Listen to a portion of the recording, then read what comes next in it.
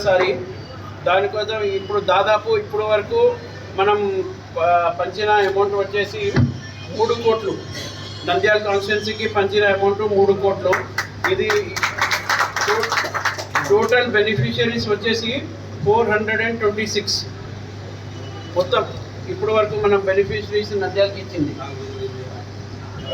ఈరోజు మనం ఇస్తుంది 43 మెంబర్స్కి. దాదాపు అమౌంట్ శాంక్షన్ అయింది 33,51,863 ఈ రోజుకి. అయితే మనం ఏమంటే మీరు చూస్తున్నారు చాలామంది హాస్పిటల్ బిల్లు కానీ చాలా కష్టపడుతున్నారు. అంటే మొత్తం హాస్పిటల్కి మనం దాదాపు ఎక్కడ హాస్పిటల్ వెళ్ళినా మీరు చూస్తున్నారు ఎంత ఖర్చు అవుతుందో. ఒక చిన్న ఇంజెక్షన్ కానీ ఒక్క రోజు అంటే 2 రోజు కానీ వెళ్తే కూడా 2 లక్షల పైన లక్ష పైన వేసేస్తున్నారు. ఏమన్నా టెస్టులు చేయాలంటే కూడా దాదాపు లక్షల్లో బిల్లు వస్తున్నాయి.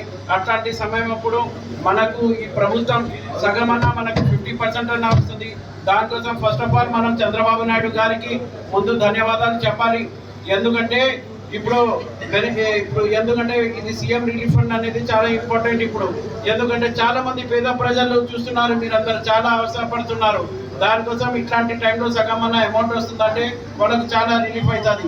అక్కడి నుంచి మీరు నంద్యాలలో కూడా చూస్తున్నారు, ఎవరు వచ్చినా కానీ ఫస్ట్ మనం ఏం చెప్తున్నామంటే ఇది సీఎం రిలీఫ్ ఫండ్ అనేది మీకు ఉచితంగా. ఇది సీఎం ఎట్లా ఇస్తారో మనం కూడా మీకు అట్లానే ఇస్తున్నాం. మధ్యవర్తి ఎవరు ఉండకూడదు దీంట్లో. డైరెక్ట్ మీ అకౌంట్కే డబ్బులు వస్తాయి. ఎవరన్నా కమిషన్ అంటే కూడా ఇది చేయకండి. డైరెక్ట్ ఈ అమౌంట్ మీ అకౌంట్లో వస్తాయి. ఇది మీదే. ఎవరైనా మన ఆఫీస్కి రావచ్చు. ఏమంటే ఎవరన్నా మన ఊర్లో పెద్దలు ఎందుకంటే ఊర్లో పెద్దలతో మీరు రండి. ఎందుకంటే మనం ఎవరో అర్థం కాదు కదా, డైరెక్ట్ వస్తే మనకు అర్థం కాదు. దాంట్లో ఊర్లో కానీ వార్డులో కానీ మన ఇన్ఛార్జ్ ఉంటారు, వాళ్ళ త్రూ వస్తే మనకు బాగుంటుంది. దానికోసం మీరు రావచ్చు. ఖచ్చితంగా మీకోసమే ప్రభుత్వం ఉంది, మీకోసమే నంద్యాల ఆఫీస్ ఉంది.